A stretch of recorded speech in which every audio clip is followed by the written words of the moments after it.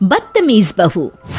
सभ्यता से भरपूर शास्त्री परिवार की इकलौती बेटी मोहिनी को बचपन में ही पढ़ाई के लिए विदेश भेज देते हैं, जहां से वो सालों बाद ग्रेजुएशन पूरी करके इंडिया वापस आती है, जो अब संस्कार, सभ्यता, संस्कृति जैसी चीजों से कोसों दूर होती है। एक सुबह मोहिनी शॉर्ट ड्रेस पहने, कानों में हेडफोन लगाए जोर जोर से इंग्लिश गाने गाती हुई घर में घूम रही होती है। सुबह सुबह भगवान का नाम लेते हैं, राक्षसों की तरह चिल्लाते नहीं। पॉप्स, आपको अच्छे गाने की बिल्कुल समझ नहीं है, so take a chill pill. अरे मोहिनी, पापा से ऐसे बात करते हैं क्या? सारी तमीज भूल गई हो? ओह मॉम प्लीज, इतनी बड़ी भी कोई बात नहीं हुई, सो डोंट ओवर रिएक्ट। ऐसे ही दिन बीतते हैं जिसमें मोहिनी के तौर तरीके, रहने और बात करने का ढंग उसकी मम्मी पापा को परेशान करने लगता है। भला कोई मानेगा कि ये मेरी बेटी है? रीति रिवाज और संस्कारों से तो इसका दूर दूर तक कोई नाता नहीं, और अब तो लगता भी नहीं कि कभी होगा। अरे ऐसे कैसे नहीं होगा? लड़कियां सारे नखरे अपने माँ बाप को ही दिखाती है। ससुराल जाकर उन्हें सब कुछ करना भी पड़ता है और मानना भी।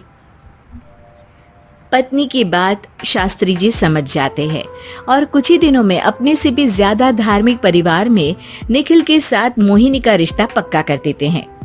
रिश्ता तो पक्का कर दिया, पर यहाँ मोहिनी को कैसे मनाएंगे?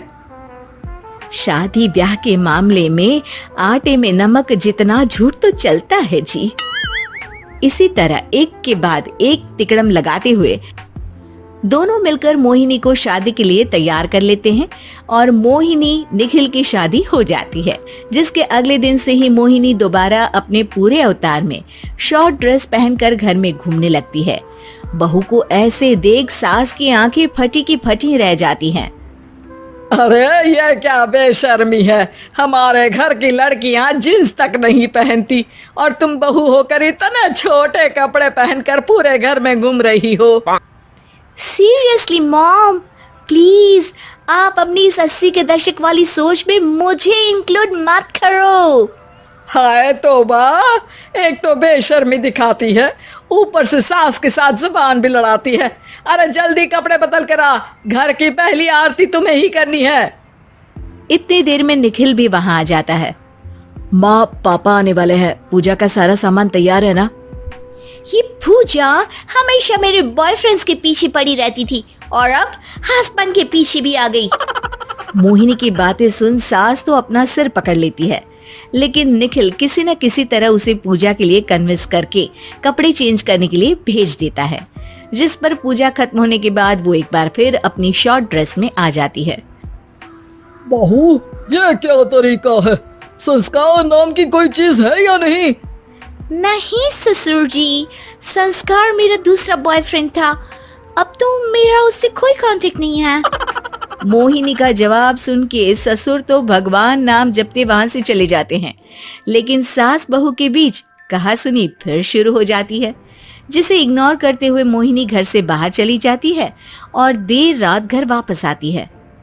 मोहिनी, मैं जानता हूँ कि तुम विदेश में रही हो और तुम्हें वहीं की आदत है, पर यहाँ चीजें कुछ अलग है। अगर तुम उस हिसाब से कुछ एडजस्ट कर लो तो सबके लिए सही हो जाएगा। I am not in a lecture mood. Good night.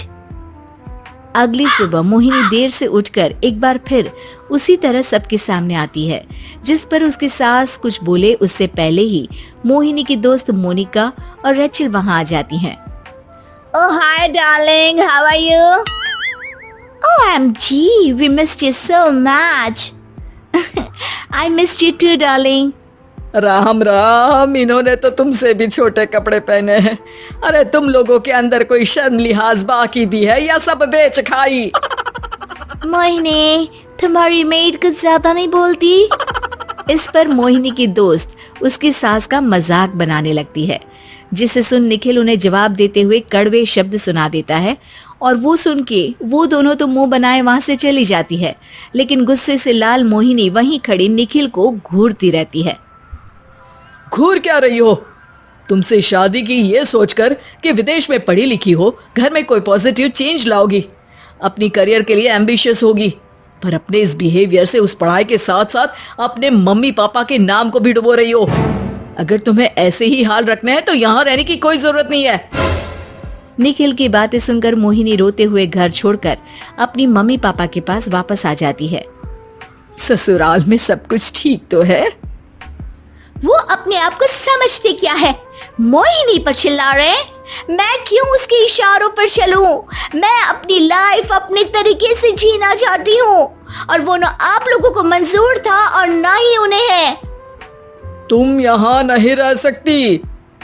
अपने पापा की बात सुन के मोहिनी हैरान रह जाती है। हाँ, तुमने बिल्कुल सही सुना।